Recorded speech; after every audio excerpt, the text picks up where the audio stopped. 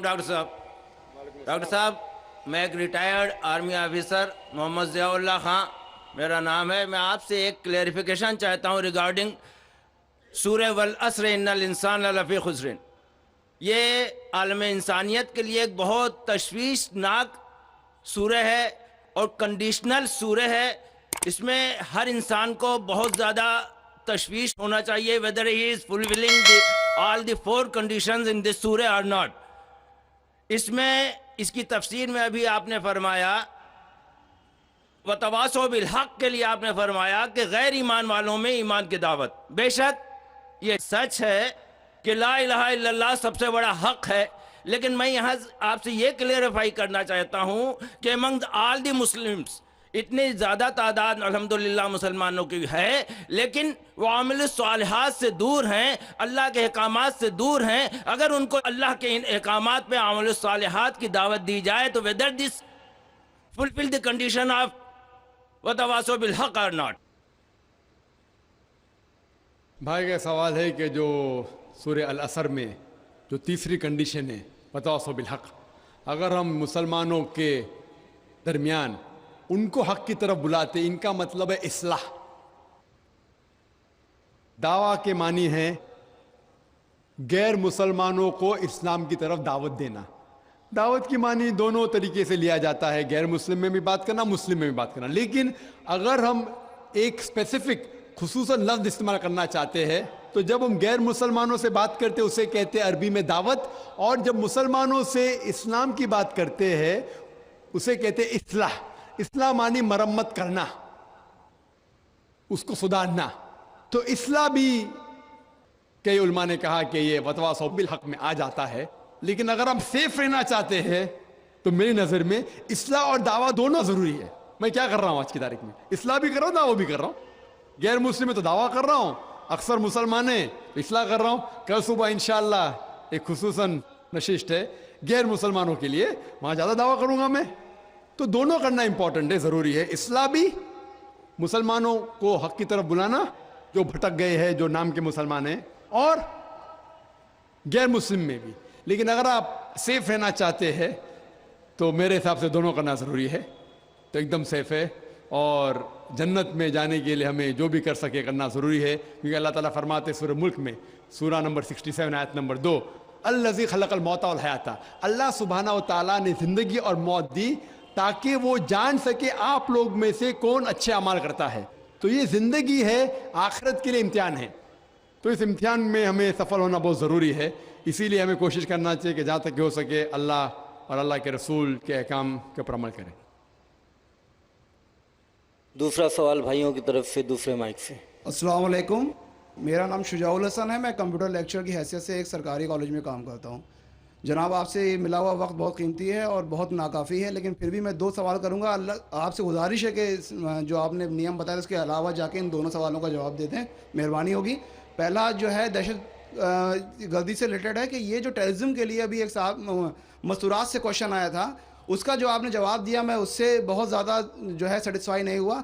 आपने बुश और अमेरिकी ताकतों को बहुत बड़ा टेररिज्म बना के, और जो मेन सवाल था उसका जवाब नहीं मिला। मेरा सवाल ये है कि कश्मीर की इनोसेंट किलिंग या अफ़गानिस्तान पे जो आपके इन्फोर्स करके इस्लाम को लोगों ने कोशिश करी तालिबान ने, वो या उसामा बिन लादेन, इन तीनों को इस्लाम और कुरान की रोशनी में जस्टिफाई किया जाता है या नहीं? और मेहरबानी करके दूसरा क्वेश्चन भी सुन लीजिए। एक सवाल भाई साहब, एक सवाल जो रूल है उसके ऊपर के भाई साहब ने कहा कि अहम सवाल कश्मीर के बारे में मैंने जवाब दिया ही नहीं। भाई साहब, वो सवाल में कश्मीर का जिक्र था ही नहीं, आपने सवाल ही नहीं सुना। वीडियो रिकॉर्डिंग है इधर, उस सवाल में कश्मीर का जिक्र था ही नहीं। उस सवाल में ये था कि जो WTC का वो जिहाद है क्या नहीं है। मैंने कहा है, लेकिन जिहाद फी सभी शैतान। आपने दूसरा सवाल किया कि मेरे नज़र में जो ओसामा बिन लादेन कर रहा है वो कुरान और हदीस की रोशनी में सही है क्या नहीं। जो लोग कश्मीर में झगड़ रहे वो सही है क्या नहीं, जो अफगानिस्तान में कर रहे सही है क्या नहीं। 3 सवाल, एक सवाल के 3 हिस्से। मैं पहले का जवाब तो दे चुका हूं, शायद आपने नहीं सुना, कि ओसामा बिन लादेन कुरान और हदीस की रोशनी में सही कर रहा है क्या नहीं। میں تو اسامہ بن لادن سے ملا ہی نہیں. آپ ملے ہوں گے, میں نہیں ملا. اللہ تعالیٰ فرماتے سورہ حجرات میں سورہ نمبر 49 آیت نمبر 6 میں, جب بھی کوئی آپ کو انفارمیشن کوئی چیز معلوم پڑتی ہے, خصوصاً اگر فاسق کے ذریعے ہے, تو اس کی تحقیق کرو.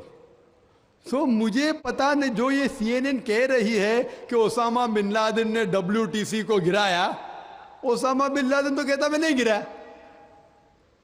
تو نہ میں اسامہ بن لادن سے ملا, تو میں یہ بھی نہیں کہتا اسامہ بن لادن قرآن حدیث پہ ہے یا نہیں ہے. اللہ عالم, اللہ عالم. اگر ہے تو جنت میں جائے گا, نہیں ہے تو نہیں جائے گا.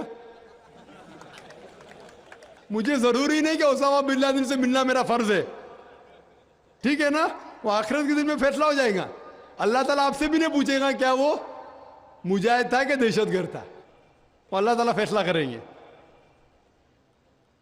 سوال نمبر 2 کہ کشمیر میں جو لوگ جھگڑ رہے ہیں کیا وہ قرآن اور حدیث کے روشنی میں ہے کیا نہیں.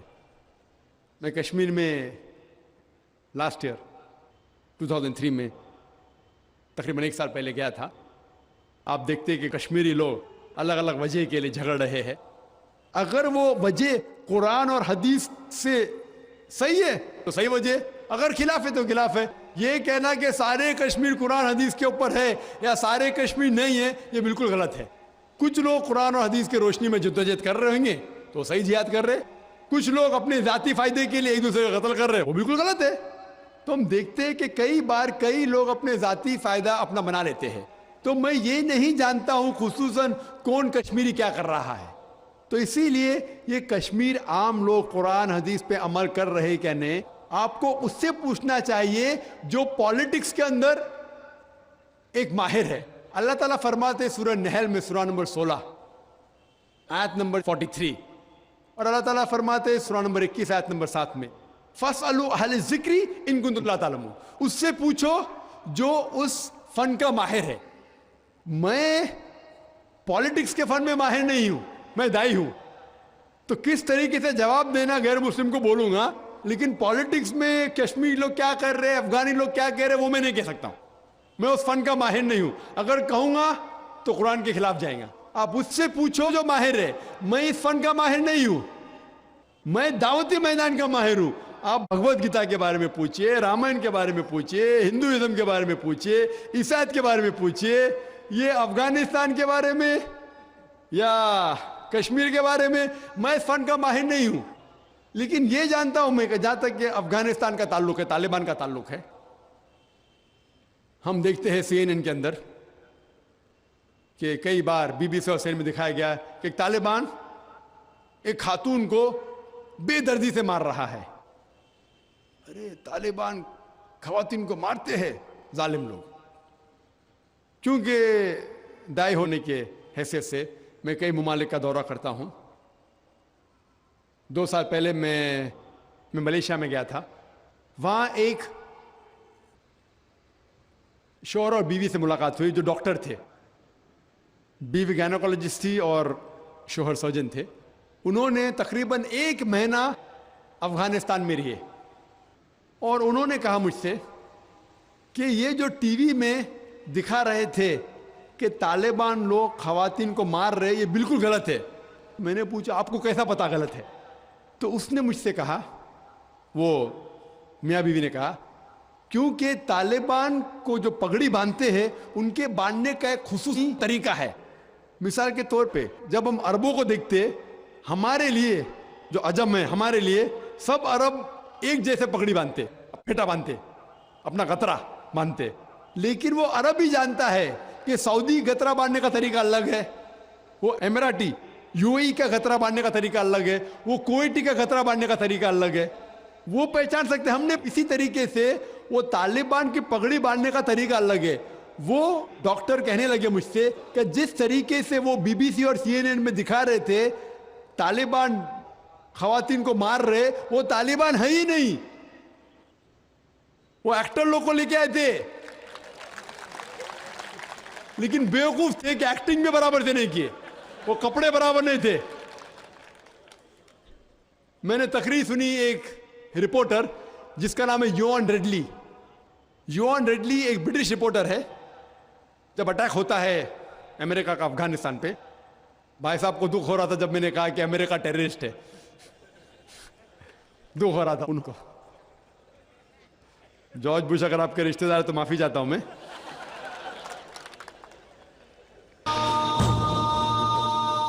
تو یوان ریڈلی جو تھی, یوان ریڈلی ایک رپورٹر ہے, برٹش رپورٹر, سفید ہے, وائٹ یوروپین. اس کو بھیجتے ہیں افغانستان میں تحقیق کرنے کے لیے طالبان کے بارے میں. وہ سارے تحقیق کرتے ہیں اور پورے ٹائم وہ نقاب میں رہتی ہے, حجاب میں رہتی ہے. ایک بار کیمرہ گر جاتا ہے اور اس کا راز فاش ہو جاتا ہے, تو طالبان اسے پکڑتے ہیں, 6 دن تک اسے قید کرتے ہیں. اور جس طریقے سے طالبان نے اس کے ساتھ برتاؤ کیا وہ اس لیکچر میں کہتی ہے کہ لوگ جب انہیں پکڑتے ہیں تو بولتے کون اس کے ساتھ ہے, تو آدمی کو لے کے آتے, پھر اس کو لے کے جاتے ہیں اور سب لوگ گھیر لیتے. تو وہ سوچتی ہے ابھی چند منٹوں میں یہ جاہل لوگ میرا قتل کر لیں گے. شاید ہو سکتا ہے کہ 10-15 طالبان میرا بلاತ್ಕಾರ کریں گے. اس کے ذہن میں یہ سب جا رہا ہے, سوچ رہی ہو سکتا ہے کہ مجھے جھاڑ پہ سے لٹکا دیں گے. وہ ایک دم ڈری ہوئی ہوتی. 1 گھنٹے تک لوگ اسے گھیرتے لیکن کوئی بھی سامنے نہیں آتا. وہ سوچتے ابھی میری موت, ابھی میری موت. 1 گھنٹے بعد ایک افغان عورت آتی ہے اور اس کے جسم کی جانچ پڑتال کرتی ہے. پھر اسے پتا لگتا ہے ہاں یہ لوگ سمجھتے ہیں کہ میرے پاس ہتھیار ہے. وہ اتنا تیش میں آتی ہے, اگر ان لوگ میں سے پوچھنا چاہیے ہتھیار میں, بولتی نہیں ہے. 1 گھنٹہ تک کہ میں تڑپ کے مر رہی ہوں کہ یہ آج مجھے ماریں گے. وہ تیش میں آ کے کیا کرتی ہے, اپنا اسکرٹ اٹھا لیتے, دیکھو میرے پاس ہتھیار نہیں ہے. جیسا اسکرٹ اٹھاتی ہے طالبان 180 ڈگری اس طرف دیکھتے اور بھاگ جاتے. تو وہ کہتی ہے اپنے تقریر میں طالبان کو مارنے کے لیے بم گرانے کی ضرورت نہیں. وہ کہتی ہے اگر عورتوں کے کپڑے چھوڑیں گے تو طالبان مر جائیں گے شرم کے مارے. اور وہ تقریر کرتی ہے کہ اس عزت سے میری حفاظت کی 6 دن تک کے وہ طالبان لوگ نے. اور جب اسے پوچھا جاتا ہے سوال جواب کی نشست میں کیا آپ کو لگتا ہے کہ القاعدہ نے WTC کو گرایا, تو وہ یوان ریڈلی کہتی ہے میرے حساب سے القاعدہ موجود ہی نہیں ہے. یہ اس کا کہنا ہے, میرا کہنا نہیں. اور جب اسے آزاد کیا جاتا ہے 6 دن کے بعد, اور جب باقی رپورٹرز پوچھتے آپ کے ساتھ کیا سلوک کیے, تو انہوں نے کہا اتنا اچھا حسن سلوک کیے کہ رپورٹ کے اندر ہی نہیں آیا. اور اس نے صرف یہ وعدہ دی تھی کہ میں انگلینڈ جا کے واپس سے قرآن مجید کا ترجمہ پڑھوں گی. تو وہ جاتی ہے اور چند مہینے بعد قرآن کا ترجمہ پڑھتی ہے اور اس کے بعد وہ اسلام قبول کرتی ہے. تو اس کے نظریے سے طالبان ایک دم معصوم ہیں, ان کے اوپر ظلم کیا گیا تھا. تو آپ مجھے پوچھیں گے بھائی طالبان کیا قرآن و حدیث کی روشنی میں صحیح ہے؟ تو اس کا نظریہ اگر لیں گے, جو غیر مسلم تھی یوان ریڈلی, ابھی ماشاءاللہ حجاب بھی کر رہی ہے, وہ یوروپین حجاب کر رہی ہے ماشاءاللہ, تو اس کے نظریے سے بھائی طالبان اچھے لوگ ہیں. تو اسی لیے نظریہ بدلتے جاتا ہے. امریکہ کے حساب سے طالبان ظالم لوگ ہیں. تو میڈیا ایسی چیز ہے کہ کوئی بھی ہیرو کو زیرو بنا سکتی ہے. They can make day into night, black into white. Day into night, black into white. Hero کو زیرو بنا سکتی ہے, کوئی ولن کو بھی ہیرو بنا سکتی ہے. تو اسی لیے قرآن مجید میں اللہ تعالیٰ فرماتے کوئی بھی چیز آپ کے پاس آتی ہے اس کی تحقیق کرو تیسرے کو پہنچانے کے پہلے. تو اسی بنیاد پہ میں نے کہا تھا کیا نام ہے, اسامہ بن لادن کو جانتا ہوں نہ, یہاں کیا ہو رہا ہے پتہ نہیں مجھے, افغانستان بھی میں نہیں گیا ہوں, لیکن یہ رپورٹ کے ذریعے یہ پتہ لگتا ہے کہ یہ جو امریکہ کر رہی ہے اپنے میڈیا کے ذریعے یہ شیطانی حرکت جو غلط فہمی پھیلا رہی ہے, اس کی سزا تو انشاءاللہ انہیں ملیں گی. اسی لیے میرے نظریے سے جارج بش نمبر 1 ٹیررسٹ ہے. آپ کو دکھ آئے گا. جب میں لندن میں گیا تھا, وہاں ایک تقریر کی اور میں جواب دیا, تو ایک نوجوان اٹھ کے کہتا ہے کہ جارج بش کو ہم دعا کرتے ہیں کہ اللہ تعالیٰ اس کا قتل کرے. تو میں نے کہا میں تو یہ دعا نہیں کروں گا, میں تو یہ دعا نہیں کروں گا, کیونکہ اللہ کے رسول نے جو دعا کی, جو سب سے زیادہ دشمن اسلام کے خلاف جو تھے محمد صلی اللہ علیہ وسلم کے دور میں, دونوں کا نام تھا عمر, تو اللہ کے رسول نے یہ دعا کی کہ کم از کم ایک عمر کو ہدایت دے, تو میں یہ دعا کرتا ہوں کہ کم از کم اللہ تعالیٰ جارج بش کو ہدایت دے. بہنوں کی طرف سے کوئی سوال؟ السلام علیکم, میرا نام یسرا ہے اور میں ایک اسٹوڈنٹ ہوں. میرا یہ سوال ہے کہ کیا ٹیررزم اور ایکسٹریمزم کا ایک ہی معنی ہے؟ بہن نے سوال کیا ہے کیا ٹیررزم اور ایکسٹریمزم کا ایک ہی معنی نہیں, دونوں الگ معنی ہیں. ٹیررزم مطلب جو دہشت گرد ہے, جو انسان کے دل میں دہشت پیدا کرتا ہے. ایکسٹریمسٹ مینس شدت پسند. ٹیررسٹ میں ٹیررزم کرتا ہے, جیسا میں نے تقریر میں کہا کہ غلط لوگوں کے دل میں دہشت پیدا کرنا اچھی بات ہے, اچھے انسان معصوم کے دل میں دہشت پیدا کرنا غلط ہے. ایکسٹریمزم مطلب شدت پسند. تو لوگ کہتے ہیں مسلمان شدت پسند ہے, اور بہت سے مسلمان اپنے بچاؤ کے لیے نہیں میں شدت پسند نہیں ہوں, میں کہتا ہوں میں شدت پسند ہوں, لیکن شدت پسند صحیح چیزوں میں. مثال کے طور پر ایمانداری کے میدان میں شدت پسند ہوں, حق کے میدان میں شدت پسند ہوں, جہاں تک کہ انسانیت سے اچھا برتاؤ کرنا چاہیے اس میں شدت پسند ہوں. تو شدت پسند صحیح چیزوں میں اچھی بات ہے. کوئی بھی انسان یہ نہیں کہہ سکے گا کہ آپ بہت شدت سے ایماندار ہے اس لیے آپ غلط انسان ہے, کوئی بول ہی نہیں سکتا. ہاں غلط چیزوں میں شدت پسند نہیں ہونا چاہیے. اللہ تعالیٰ فرماتے ہیں سورہ نساء میں سورہ نمبر 4 آیت نمبر 171 میں لا تغلوا فی دینکم, do not commit excesses in your religion. آپ دائرے کے باہر مت کام کرو.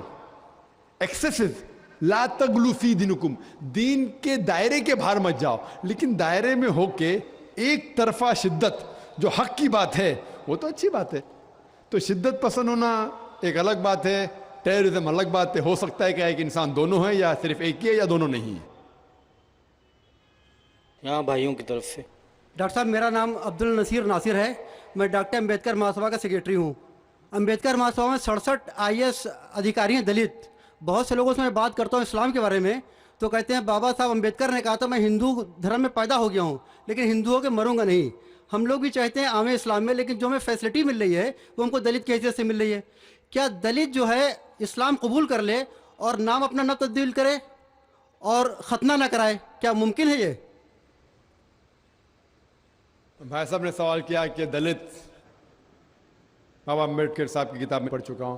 آپ بالکل صحیح فرماتے کہ بابا صاحب امبیڈکر, ڈاکٹر بابا صاحب امبیڈکر, ان نے جب دیگر مذاہب کی تحقیق کی سب سے بہترین مذہب انہیں لگا اسلام. افسوس کی بات ہے کہ ہم مسلمانوں نے کھلے عام انہیں قبول نہیں کیا, اس لیے انہوں نے دوسرا بہتر مذہب بدھزم کو قبول کیا. آپ کا سوال ہے کہ دلت اگر کہتے ہیں کہ ہم اسلام قبول کریں اور نام نہیں بدلے تو کیا یہ جائز ہے, اور ختنہ نہ کرے جائز ہے؟ نام بدلنا اسلام میں فرض نہیں ہے. نام بدلنا اسلام میں فرض نہیں ہے. اگر آپ کا نام شرکانہ نام ہے تو بدلنا فرض ہے, ورنہ نام بدلنا فرض نہیں ہے. آپ کا پرانا نام پرکاش ہو یا جان ہو, نام بدلنا فرض نہیں ہے. کئی آپ دیکھیں گے صحابہ نے نام نہیں بدلے, تو نام بدلنا فرض نہیں ہے. اگر کوئی شخص کہتا ہے کہ میں اسلام قبول کرتا ہوں, نام نہیں بدلنا چاہتا ہوں, بالکل جائز ہے. آپ کا دوسرا سوال, کیا ختنہ کرنا فرض ہے؟ ختنہ کرنا فرض نہیں, سنت موقدہ ہے, مستحب ہے, اچھی بات ہے, لیکن فرض نہیں. وہ ہمارے ہندوستان میں سرٹیفکیٹ دینے کے لیے ختنہ کرنا فرض ہے ہندوستان میں. ہاں باہر جائیں گے تو ختنہ کرنا فرض نہیں, لیکن ختنہ کرنا اچھی بات ہے, بہترین ہے الحمدللہ, لیکن فرض نہیں ہے. یہ سنت ہے, کرنا اچھی بات ہے. تو اگر کوئی شخص کہتا ہے کہ میں اسلام قبول کروں گا, نام نہیں بدلوں گا اور ختنہ نہیں کہوں گا, تو میں کہوں گا اہلاً و سہلاً. کم از کم شرک سے تو بچیں گا, کم از کم دوزخ سے تو بچیں گا, جنت میں جائیں گا انشاءاللہ. دلت مذہب کی فیسلٹی لے سکتا ہے وہ؟ بھائی صاحب کا تیسرا سوال, دلت مذہب کی فیسلٹی. یہ دلت مذہب کی فیسلٹی گورنمنٹ دیتی ہے. یہ گورنمنٹ کا رول ہے, جو بیکورڈ کلاس ہے اس کو فیسلٹی ملتی ہے. کئی مسلمان جو اپنے آپ کو بیکورڈ کلاس کہتے ہیں ان کو بھی فیسلٹی ملتی ہے نا. کئی مسلمان نہیں جانتا انصاری یا کچھ, چند, سب نے چند. تو یہ فیسلٹی ملتی ان کو. تو آج کے مسلمان جو اپنے آپ کو بیکورڈ کہتے ہیں ان کو فیسلٹی ملتی, تو کوئی دلت اگر اسلام قبول کر سکے گا تو گورنمنٹ کی فیسلٹی بھی ملیں گی, انشاءاللہ اللہ کی فیسلٹی بھی ملیں گی. پہلے مائی کی طرف سے اگر کوئی غیر مسلم بھائی ہے تو وہ سوال پوچھیں. ڈاکٹر نائب صاحب السلام علیکم ورحمۃ اللہ وبرکاتہ. جہاد و دہشت گردی کے بارے میں اسی عنوان سے میرا ایک سوال چھوٹا سا یہ ہے کہ کیا دہشت گردی کا ذکر قرآن حکیم میں کہیں بھی آیا ہے, کسی سورہ, کسی آیت نمبر میں؟ بھائی صاحب کا سوال ہے کہ دہشت گردی کا ذکر کہیں قرآن مجید میں آیا ہے, اور میں تقریر میں بھی حوالہ دیا اس آیت کا کہ جو لفظ انگلش میں کہتے ہیں ٹیررسٹ, اردو میں کہتے ہیں دہشت گرد, اور یہ لفظ جو ہے یہ قرآن مجید میں ہے سورہ انفال میں, سورہ نمبر 8 آیت نمبر 60 میں, کہ اللہ تعالیٰ فرماتے ہیں کہ وہ لوگ جو حق کے خلاف ہے ان کے دل میں دہشت پیدا کرو. تو اسی لیے میں نے کہا کہ ہر مسلمان کا فرض